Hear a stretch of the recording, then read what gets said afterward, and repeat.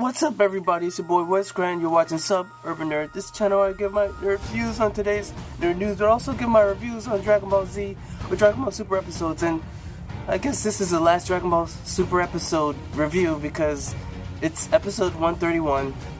It's the last one, so-called last one, as they say. Yeah, it was a really good episode. It had action, explosions. Goku somehow still had enough energy to fight. Jiren somehow still had enough energy to power up.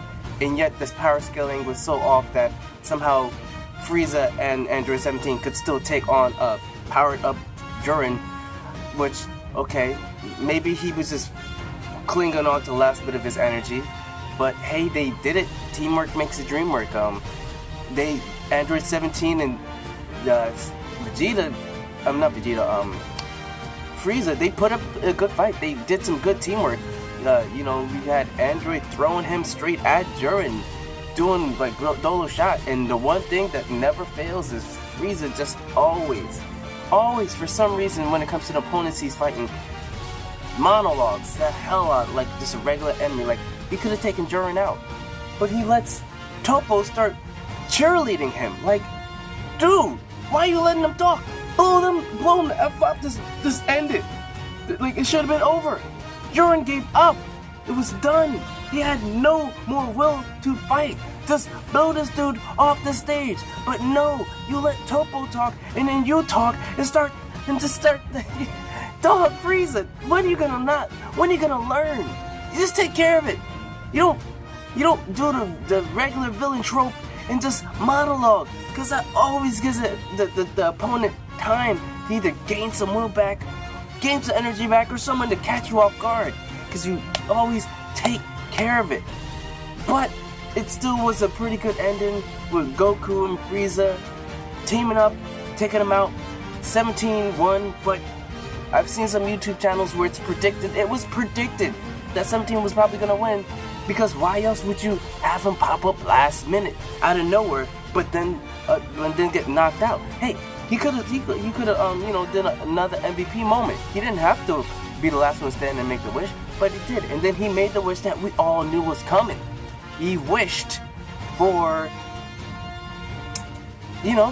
all the universes come back, but except he wasn't specific. He didn't say all the universes that were destroyed in this tournament. He said all the universes come back. So all the universes that might have been destroyed before. So Dragon Ball Super is not ending, y'all. No matter what it sounds like, it's not ending. I caught that. So it should be coming back. Maybe not called Super.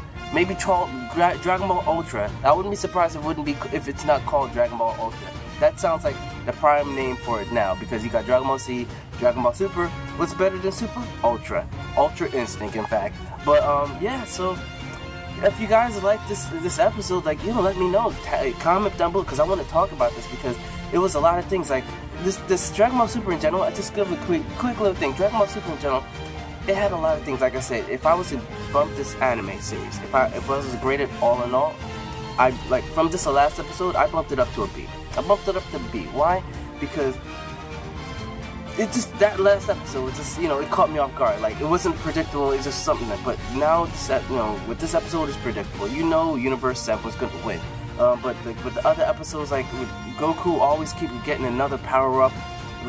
Vegeta getting he was fan service, but you gave him a fan service move, like power up that means nothing. You called him up to what Dragon Ball, what Goku's Kale times 20. But at the end of this thing, Goku's saying he can't do it no more, which, I mean, it makes sense, because he obtained something that the guys couldn't even. And you can't have that like him spamming the shit out of that. You can't have him just getting that every time. You can maybe get Ultra Instinct Omen, but that true Ultra Instinct, that's another level. That's like something that's like crazy. And I guess for him just to go to Ultra Instinct Omen, he had to get pushed to another level. And I don't know if Vegeta is going to be able to be the one pushing him, because there's no more enemies after Jiren. I mean, unless he does another tournament, or if he has them bring up to other universes to fight Jiren again.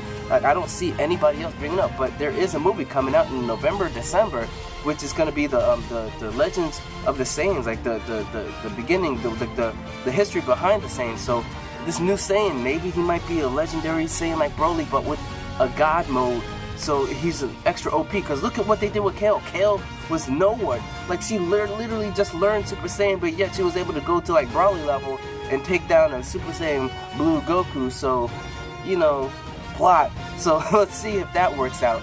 But that's pretty much it. Like, you know, like I said, the animation was okay throughout. Like, it was bad, okay at best, really good. It's very small episodes.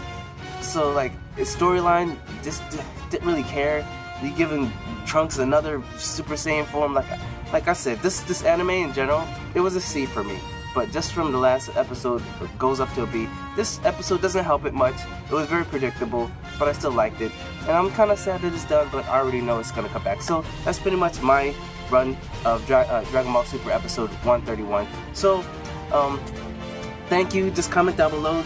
Subscribe. Check out my last review of Dragon Ball Super. Check out my playlist of my review of Dragon Ball Super. And remember, I'm Rich Grant. You've been watching Sub Urban Nerd. You've just been nerdified. Catch you guys, I guess, on the next episode of my show. Have a good night.